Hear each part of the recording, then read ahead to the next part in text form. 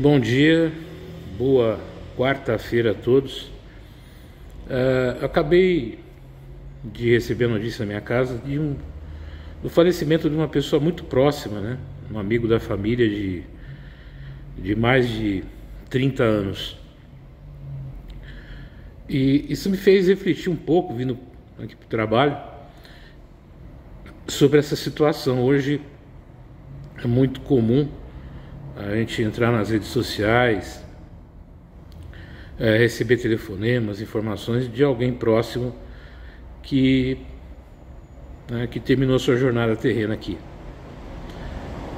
E ontem eu estava também ouvindo uma entrevista do professor Clóvis de Barros, onde ele fala, né, da doença autoimune que ele tem e que ele tem que tomar um remédio que é para fazer o seu corpo ficar fraco, para que o seu sistema imunológico não combata aquilo, né? Senão ele morre mais rápido, vamos dizer assim. Mas perguntou para ele assim: como é que você lida com essa questão de você daqui a 5 anos não estar mais aqui? Ele fez uma reflexão muito inteligente, né? De que a gente não tem certeza do tempo que ficamos, do tempo que existiremos aqui. E a gente sofre muito com as pessoas que foram, porque a gente se depara com a nossa finitude, a gente se depara com a nossa realidade, porque a gente foge da morte a vida inteira, até que o dia a gente vira a esquina e encontra com ela. Eu sei que parece um tema meio pesado para falar essa hora da manhã, mas é importante a gente refletir a finitude da nossa existência. Quanto tempo nós temos aqui? Isso é uma pergunta. Esse meu amigo aí, esse nosso conhecido que faleceu, ele trabalhou muito, criou uma família bonita. Há uns 10 anos, cerca de 10 anos atrás, a esposa dele faleceu. Então ele deixou um filho, mas ele usufruiu muito pouco das coisas que ele construiu através do trabalho. Aí eu penso, quanto que a gente aproveita a nossa vida aqui?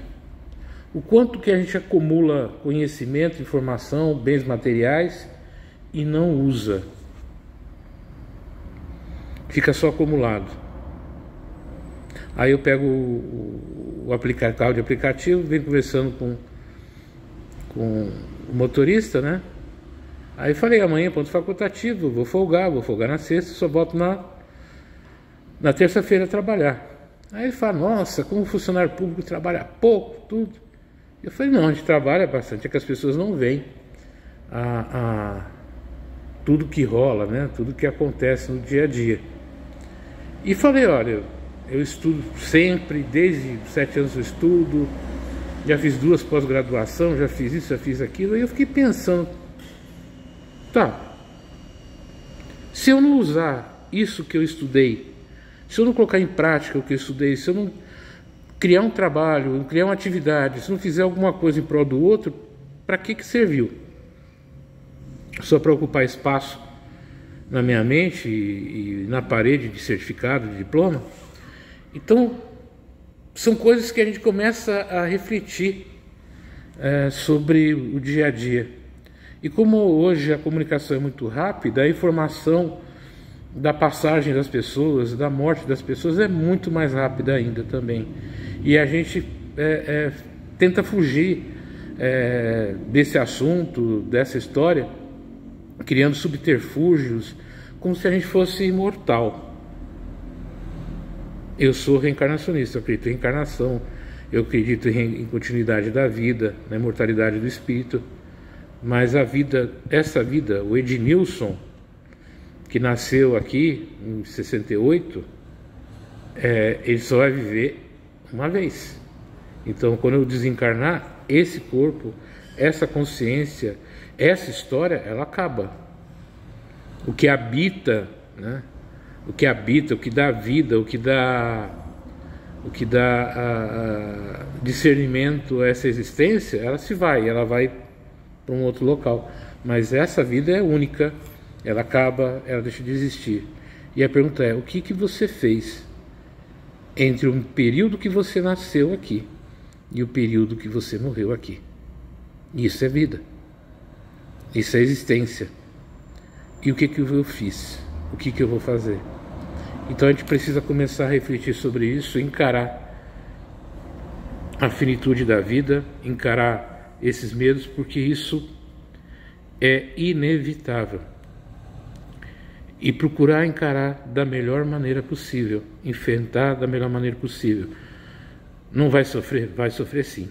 Eu sofri com a morte da minha irmã, eu sofri com morte de pessoas queridas. A gente sofre, mesmo acreditando em reencarnação, a gente sofre. E não é falta de fé não, não é falta de crença.